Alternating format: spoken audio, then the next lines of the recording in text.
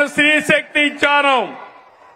ఈ రోజు మీ అందరికీ హామీ ఇస్తున్నా, దసరా రోజున ఆటో డ్రైవర్లందరికీ వాహన మిత్ర కింద 15,000 రూపాయలు ఆర్థిక సహాయం చేస్తామని అనౌన్స్ చేస్తున్నాను.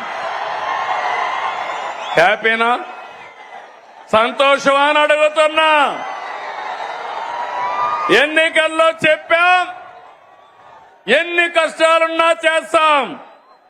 వాహన మిత్ర కింద సంవత్సరానికి ఆటో డ్రైవర్లకి 15,000 ఇస్తామని మీ అందరికీ హామీ ఇస్తున్నా. ఇది మంచి కార్యక్రమం అనుకుంటే గట్టిగా చప్పట్లు కూడా చెప్పండి, మంచి కార్యక్రమం అని.